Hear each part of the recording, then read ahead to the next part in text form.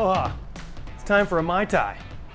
In this segment, we're going to go through the Mai Tai, the classic, probably the most famous, at least by name, classic cocktail of the tiki or tropical or exotica canon. Now, the recipe for the Mai Tai, as Beach Bum Berry has taught us, has changed over time. And we're going to do one that kind of sticks closer to the original without actually being the original.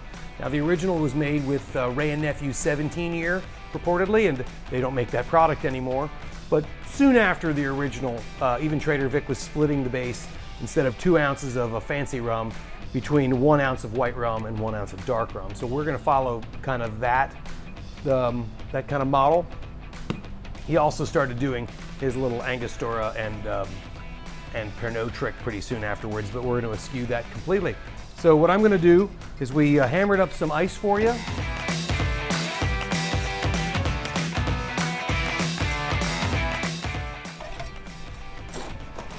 And we're going to put some of our ice that we hammered in the bottom of this guy.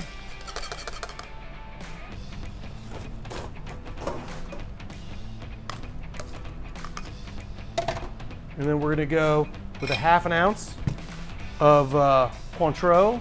Now, some of the early recipes and then some of the later recipes call for Curacao, but some of the recipes from the 50s call for Cointreau, and I think it works really well in this drink. So it's 1/2 ounce. And then 1/2 ounce of orgeat. Now, we make our own orgeat here, Alley 26 Orgeat.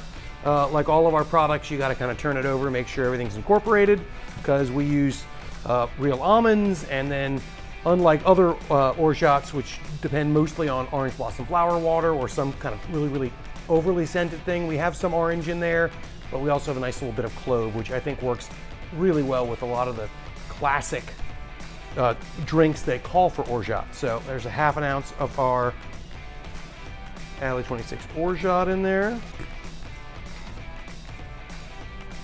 1/2 ounce of fresh lime juice. And then 1 ounce of white rum. We're using Kill Devil rum here from North Carolina. That's a full ounce of that. And then in place of just the dark rum, I'm using Smith & Cross, which is a Jamaican style, is what they say. Navy strength rum. So that's 57% alcohol or 114 proof.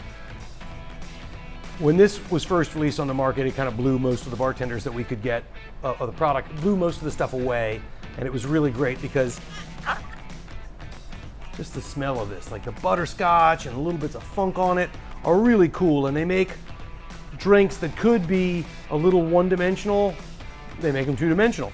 Or, you know, they really just give a lot of extra depth to them. Now, so if you're going to use just a dark rum here, you can do that and it's going to be fine, but it's not going to be as interesting. So if Smith & Cross isn't your bag, there are other great ones. Hamilton makes a good Jamaican that I find great, and there are any number of really good, flavorful, character-driven dark rums. There we go. Now, this isn't a swizzle, so we're not going to go through all of that. But what I like to do is kind of the short shake with crushed ice. It's really just like and that's all you got to do. Kind of incorporate all of the fluid in there. And then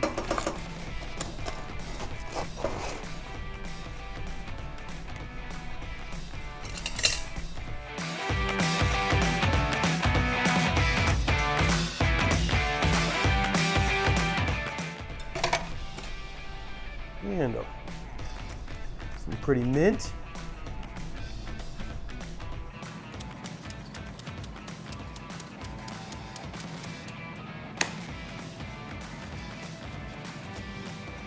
Now, if you've been watching, you know this trick already, but take your straw and put it basically through the mint. We want anybody that sips this drink to not just get the fact that the mint is beautiful and you can smell it, but they really want a nose full of that mint. It really makes it nice. Now, I also clipped some of these little flowers that grow on top of the mint. I think those are really pretty. Really kind of spruce up the thing. A little Susie in there. The Mai Tai. Enjoy.